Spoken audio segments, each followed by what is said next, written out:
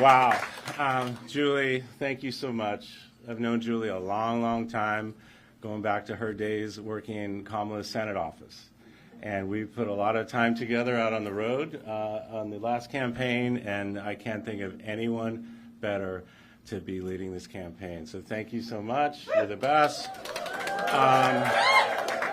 I was just very emotional listening to President Biden just then. I was emotional before I heard that because of who he is and what he represents, the dignity, the empathy.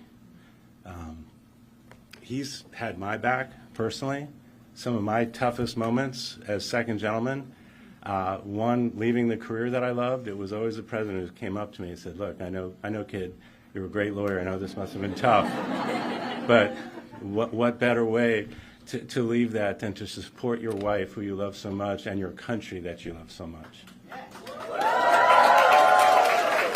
And it's hard to believe it was about 4 years ago, the first time I came to Wilmington, is when she got the call from President, then candidate Biden, to be on the ticket. And we came here the next day. We went to their home, and he said with Dr. Biden, welcome to the family. You're now Biden's. And they made us cookies.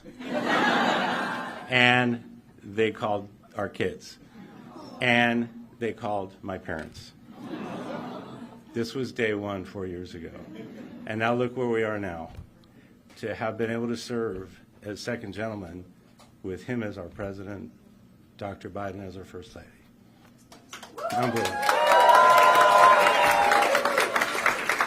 And now I get to support my wife, Kamala Harris, running for president of the United States.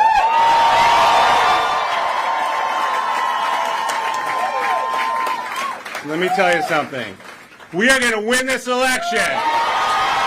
We're on the right side of every single issue, and we have this team right here and thousands of others all around the country. How do I know? Because I've been traveling all around the country, and I've met them. We have an amazing team. You have done an amazing job, and you're going to continue to do that so we can elect Kamala Harris as the next president of the United States of America. So let's hear it for Kamala Harris.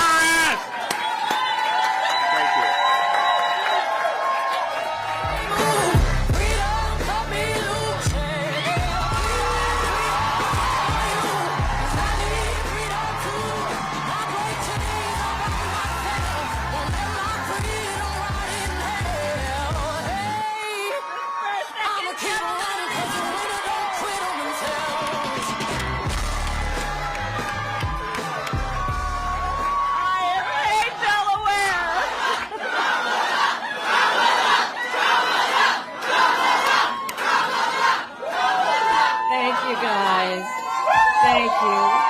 you.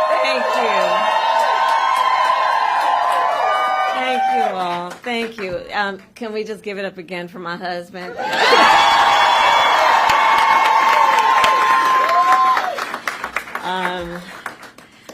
It is so good to hear our president's voice. Joe, I know you're still on the call, and we've been talking every day. You guys heard it from Doug's voice. We love Joe and Jill. We really do. They truly are like family to us. And we do. Everybody here does. It's mutual. I knew you were still there. You're not going anywhere, Joe. I'm watching you, kid. I'm watching you, kid. I love you. I love you, Joe. Oh.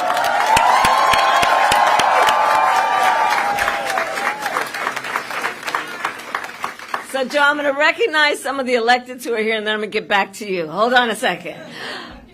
So let me please, acknowledge some extraordinary national leaders who are also dear friends, both to the president and to me. Governor John Carney, where are you? There you are. And his wife, they are here. Senator Tom Carper, my former colleague, and his wife is here. Chris Coons, my dear friend. Attorney General Kathy Jennings. The mayor is here. Prasicki, where are you? There. And the next United States Senator from the great state of Delaware is here, Lisa.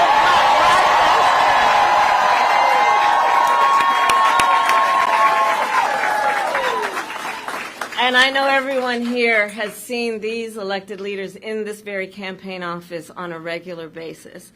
And I know Joe is so thankful to them for their lifelong friendship, but I want to thank them also because you guys have really been carrying some heavy water from the first days of our campaign. So thank you all. This truly is a Delaware family. Thank you. I want to thank Jen O'Malley Dillon. Where is she, Jen? I'm going to talk about her in a minute. Julie Chavez Rodriguez. Sheila Nix.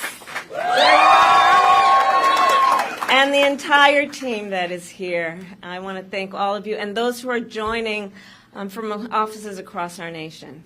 So Doug and I wanted to stop by today to thank everybody and to express just what we know to be true. You all have been working so hard. The people in this office have been working so hard. And you have given so much of yourselves, long days and nights, what you are sacrificing in terms of the time you could be spending with other friends and other family. And you're giving yourselves to our country because you love our country and you love Joe and you love me, and we know that. And so today, just right after Joe made his announcement, it was important for me to continue with his role of leadership in this office, of like him, who has said for many, many, many months, and I say it today, thank you all so very much for what you are doing and what you will continue to do. So let's applaud the team.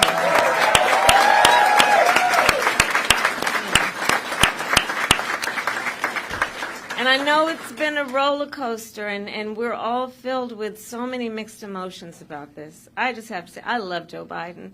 I love Joe Biden, and I know we all do, and we have so many darn good reasons for loving Joe Biden. And I have full faith that this team will be the reason we win in November. You all who are here. And as Julie always says, and I will quote the great Julie, we are one team, one fight. One team, one fight. And she's been an extraordinary campaign manager. She's going to continue in this role and see us to victory in November. And we are all here because we love our country, right? And we believe in our foundational principles. We believe in freedom and opportunity and justice, not for some, but for all. And so we have 106 days until Election Day, and in that time we have some hard work to do. And as JOD always reminds us, we can do hard things. JOD has been such an incredible leader of this team, and that is why I have just asked her to run my campaign, and she has accepted.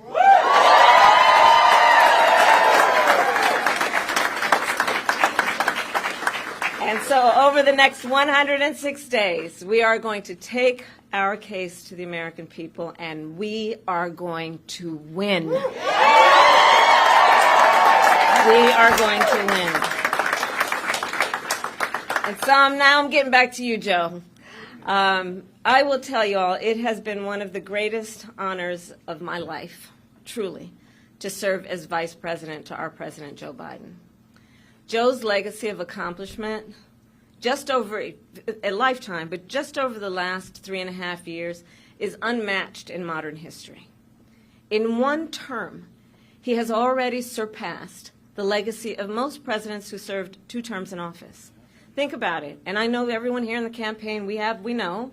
But if we don't know, we got a problem. But I'm going to repeat some for those who might be guests at the moment.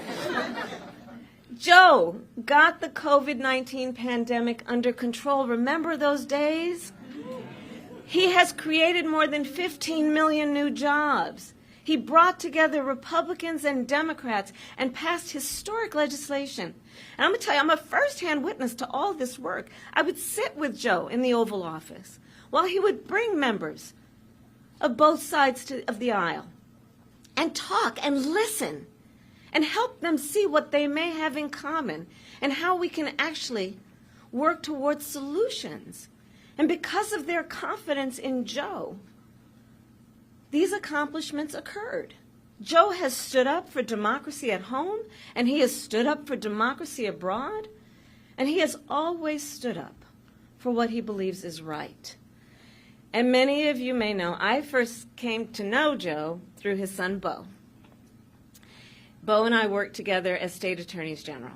And back then, Beau would often tell me stories about his dad. And he would talk about the kind of father and the kind of man that Joe Biden is. And he would talk about the qualities of his father. And the qualities that Beau revered the most are the same qualities that I see every day in our president. His honesty, his integrity, his commitment to his faith and his family, his big, big heart, and his deep love of our country. And I don't need to tell you all, you know Joe's background, right? I mean, he grew up in a middle-class family in Scranton, and he has never forgotten where he comes from. And so, again, I am a first-hand witness from being with him in the Oval Office to the Situation Room and seeing him on the global stage with world leaders. President Joe Biden fights for the American people, and we are deeply, deeply grateful for his service to our nation.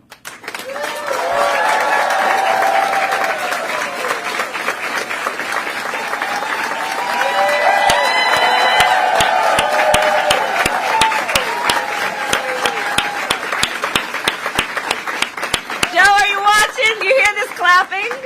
Can you see it? I'm watching. I'm watching. I knew it. We love you, Joe. You're the best, kid. And let us be very clear, Joe is not done. Far from it. He knows there is still more work to do, and our nation will continue to praise his bold and visionary leadership as president. Thank you, Joe. Thank you. And it is my great honor to have Joe's endorsement in this race. You sure do. And it is my intention to go out and earn this nomination and to win.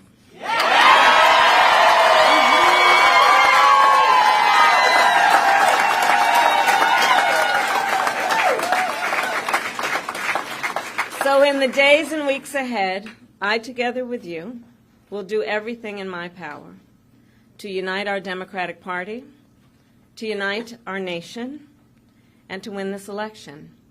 You know, as many of you know, before I was elected as Vice President, before I was elected as United States Senator, I was the elected Attorney General, as I've mentioned, of California, and before that I was a courtroom prosecutor.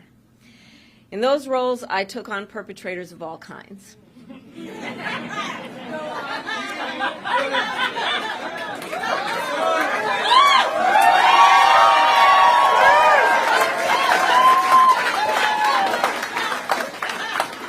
Predators who abused women, fraudsters who ripped off consumers, cheaters who broke the rules for their own gain.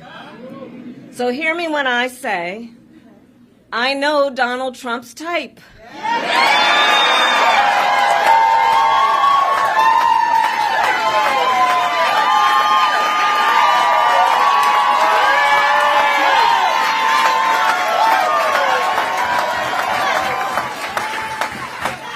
And in this campaign, I will proudly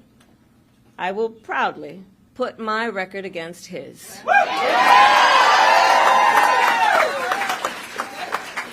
As a young prosecutor, when I was in the Alameda County District Attorney's Office in California, I specialized in cases involving sexual abuse.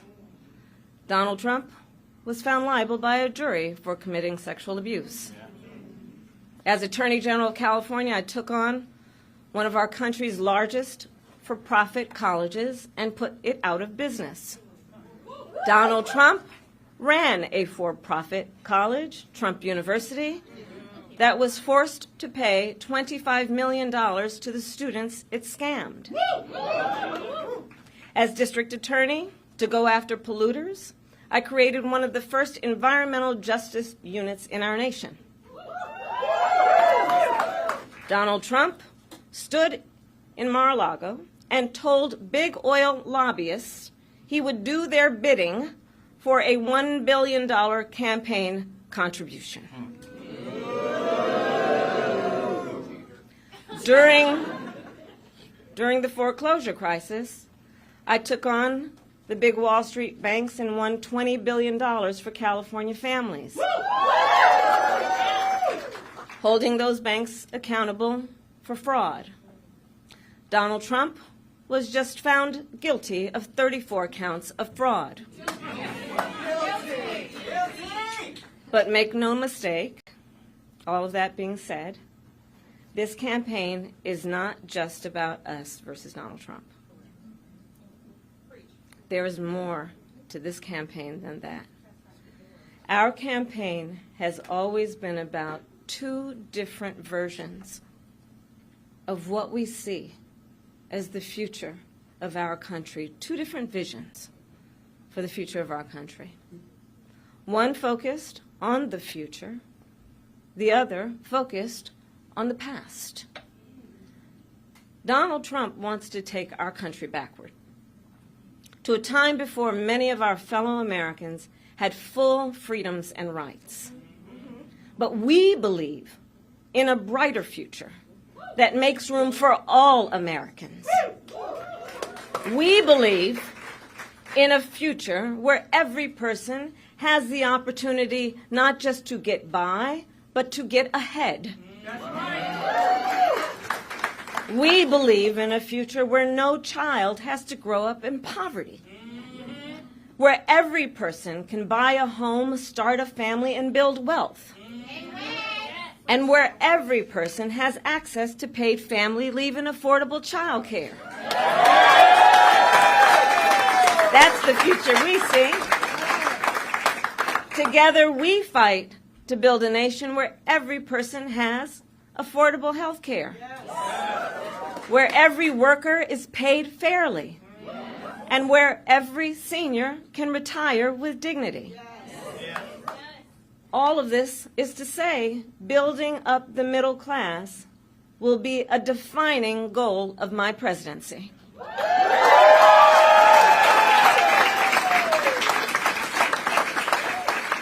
Because we here know when our middle class is strong, America is strong.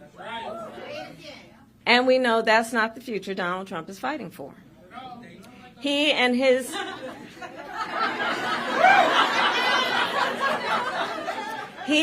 extreme Project 2025 will weaken the middle class and bring us backward. Please do note that. Back to the failed trickle-down policies that gave huge tax breaks to billionaires and big corporations and made working families pay the cost. Back to policies that put Social Security and Medicare on the chopping block. Back to policies that treat health care as only a privilege for the wealthy instead of what we all know it should be, which is a right for every American. America has tried these economic policies before. They do not lead to prosperity. They lead to inequity and economic injustice. And we are not going back. We are not going back.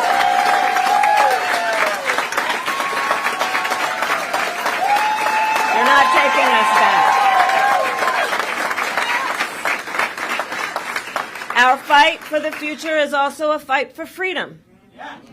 Generations of Americans before us have led the fight for freedom, from our founders to our framers, to the abolitionists and the suffragettes, to the freedom riders and farm workers.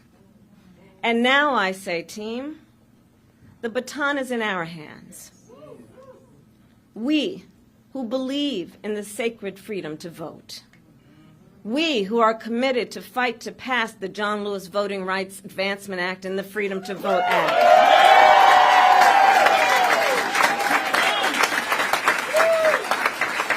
We who believe in the freedom to live safe from gun violence. And that's why we will work to pass universal background checks, red flag laws, and an assault weapons ban.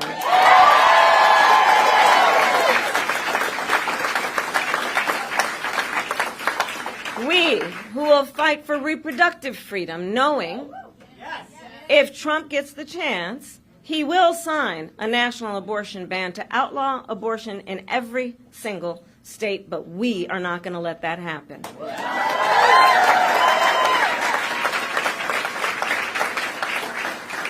It is this team here that is going to help in this November to elect a majority of members of the United States Congress who agree the government should not be telling a woman what to do with her body.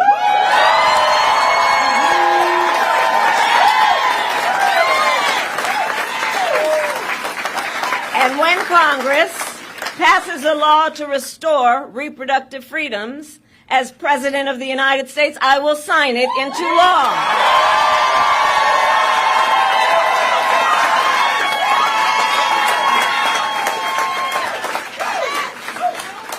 We the people. Indeed, we the people. So ultimately, to all the friends here, I say, in this election, we know we each face a question: what kind of country do we want to live in? A country of freedom, compassion, and rule of law? Yes. Or a country of chaos, fear, and hate? No.